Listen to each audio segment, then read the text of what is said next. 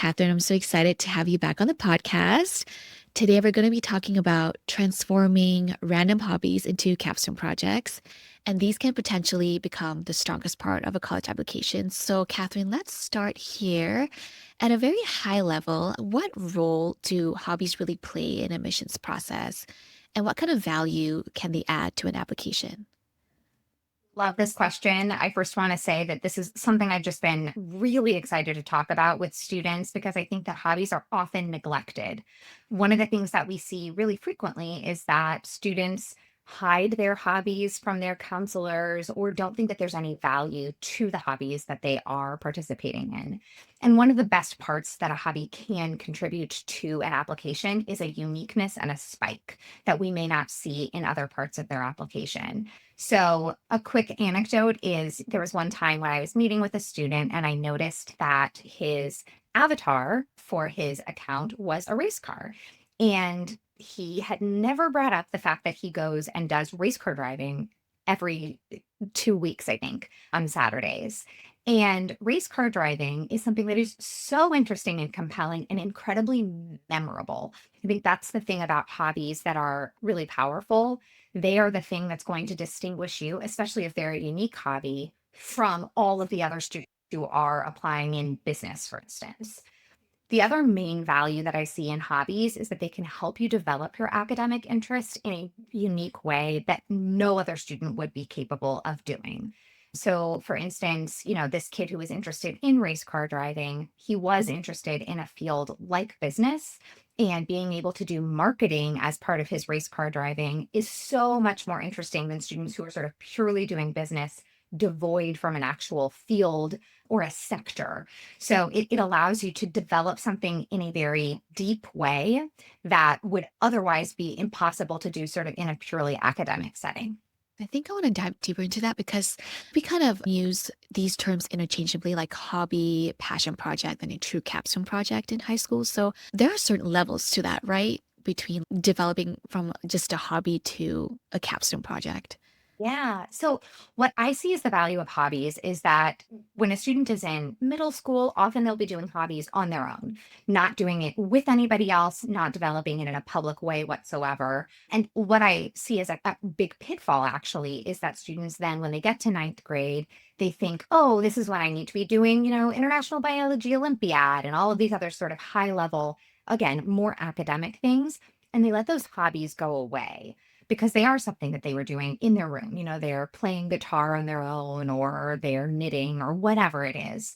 But what I see is that in ninth grade, that's the time when you can actually figure out what that hobby can do as those two, options you mentioned, developing into actual passion projects. And a passion project with your hobby could be something like if you are a knitter and you want to be able to like knit socks or scarves for a specific cause. Maybe that cause relates to the thing that you are interested in academically. Maybe you're interested in political science. And so you're giving those socks or scarves to a cause that you're passionate about. I'd say that's sort of like step one is figuring out how your hobby can reach out to other people.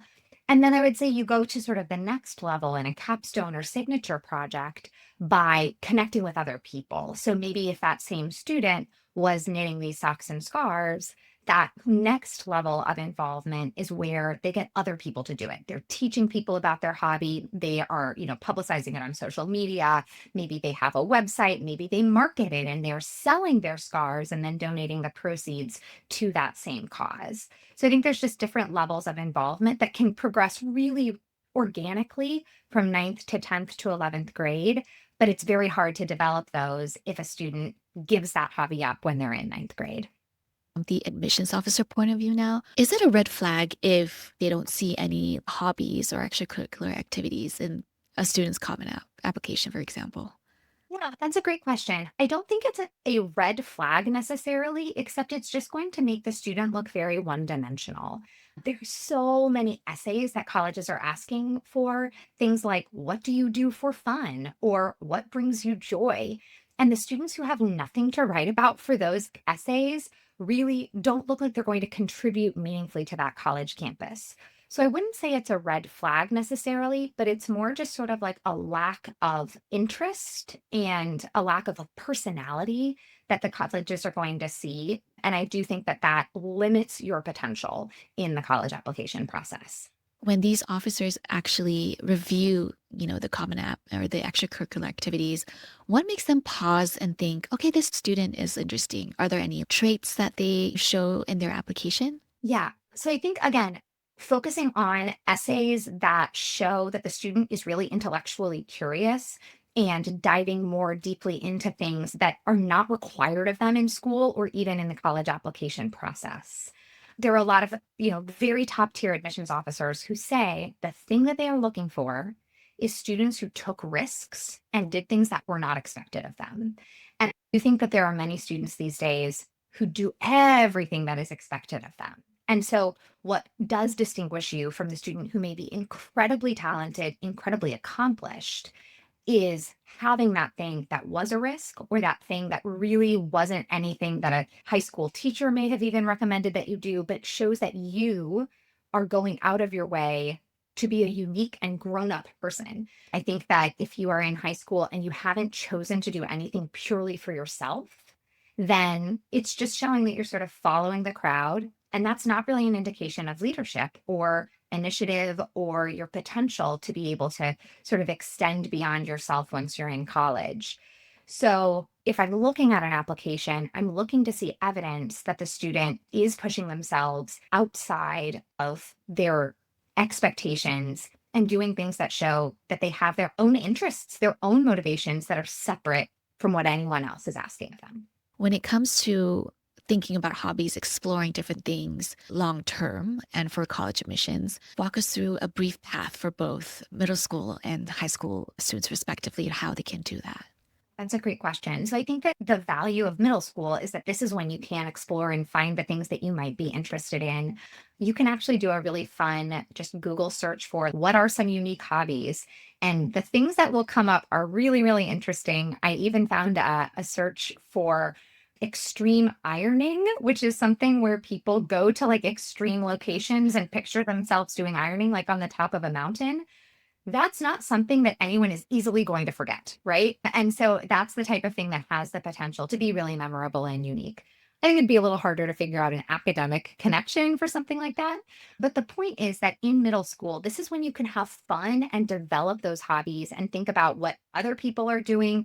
Maybe you look on social media for different types of hobbies, try and get involved in different clubs at school that may be involved with different hobbies, and just try different things out.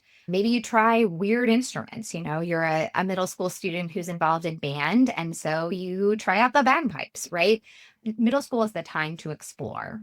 A lot of people don't realize that actually nothing that you do in middle school is actually reflected in the Common App itself. You can only list things by ninth, 10th, 11th, and 12th grade. However, if you do a hobby and you started in seventh grade and continue it, then actually, once you get to ninth grade, you kind of can hit the ground running in a way that you wouldn't have been able to do if you just started that hobby in ninth grade. So I think seventh and eighth grade is the time to explore and do whatever, try new things, and hopefully come up with something that you really enjoy doing. So that then by the time you get to ninth grade, you can start that progression I talked a little bit about earlier. In ninth grade, maybe you are trying to figure out how you can connect your hobby to something that you're interested in academically, exploring different YouTube channels that, talk about issues you might want to donate those socks to. And then in 10th grade, it can be the time to really get that out there, start to be more public about it, and then engage other people in that hobby later on in 10th and 11th grade. The other cool thing about hobbies, especially once we get to high school, is the opportunity for in person communities that they offer.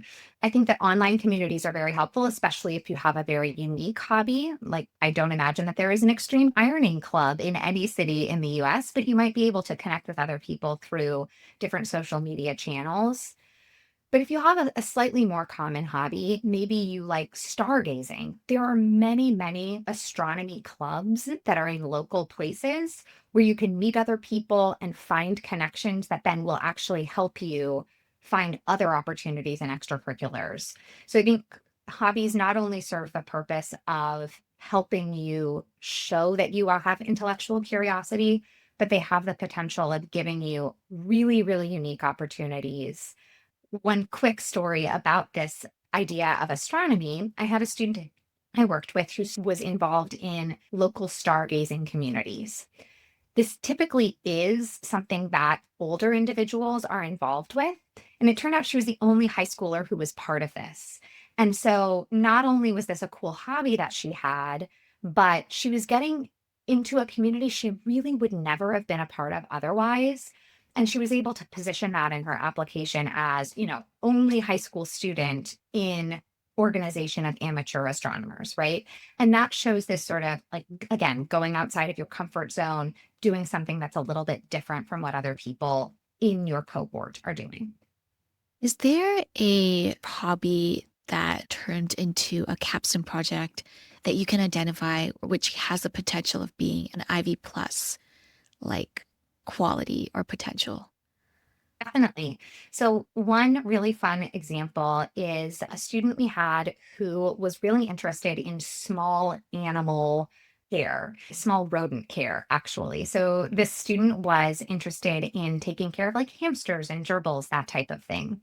It turned out that they were able to develop this into a business where they actually make playscapes for small rodents and advertise and advocate for small animal care and different types of sort of like medical care for these small rodents. So they have like a blog where they actually give people advice on how to take care of their small animals.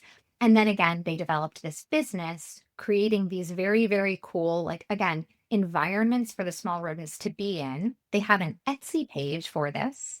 And so they're selling it, and the student applied in medical fields like pre-med programs. And so they're able to sort of show that this interest in taking care of small rodents and the care that they're able to do for these animals can directly relate to their ability to relate to human patients and move forward in that field. So it's a really interesting one, unique, but again, very, very memorable. And anybody who sees that is going to think, oh, yeah, this was the small rodent kid, right? And really sort of connect to that. Just highlighting these really memorable projects, are there other InGenius students that you've worked in the past that have these really unique signature or capstone projects? This is one of the things I love to talk about the most. I can think of several. One student we worked with developed an interest in rare bugs and insects and had their own business of preserving rare bugs and insects, and was very involved in the online community of entomologists. The student was interested in conservation biology. And so, again, this sort of like, okay, I find a bee in my yard and I know how to preserve it. I know how to make this into like beautiful art, actually. The really cool thing was that then the student continued to make art with these butterflies and other types of insects that really related to the interest in conservation biology. Another cool example is a student who was a singer and was interested in opera and things like that, but actually really wanted to go into medicine. And so the student who found the connection between singing and medicine, which is helping singers when they've had vocal damage. And so then the student actually started an organization to teach other people about how to take care of their voices, how to limit vocal damage as singers or even as just people who are talking a lot. And they were able to invite a lot of experts to come to these online webinars. Again, singing is not a unique hobby. It doesn't have to be a really unique hobby, but if you can connect your common hobby to your academic interest in a unique way, then that's the other way that this can really develop into something cool. You don't have to be, the person who's studying deep water fish or something like that to have an impact. You could choose a very common hobby, but find a unique connection to your academic area of interest. I'm seeing a pattern here. There's a lot of like animal involvement, which is interesting. We don't want to share too much, but I know you have a webinar coming up. Do you want to share a thing or two with our listeners about what they can expect in that webinar? Sure. We're going to talk a little bit about the way that we develop hobbies over time, how you can identify hobbies earlier on, and again, that impact that you can have with hobbies as part of your application process. I think the other really important takeaway from what we'll talk about is how hobbies can help students have a real joy and motivation to do the other things that they need to do. We're seeing such a trend of students who feel immense pressure in the college application process. And that's not what any of us want as college counselors. We want our students to be joyful and to have wonderful experiences in high school in preparation for college. And hobbies are one of the ways that you can do both of these things at the same time. You can still have a joyful high school experience. You can still prepare yourself robustly for really, elite colleges by capitalizing on your hobbies and connecting them to your academic interests. I hope you found this episode useful and walked away with ideas you can actually put into action. And if you want to dive deeper, Kathryn is hosting a free webinar on March 17th. The registration link is in the description below, and it's completely free. We'd love to see you there. And if you'd like more personalized support, you can also book a free consultation with us. The link is below as well. Thank you so much for listening, and we'll see you in the next episode.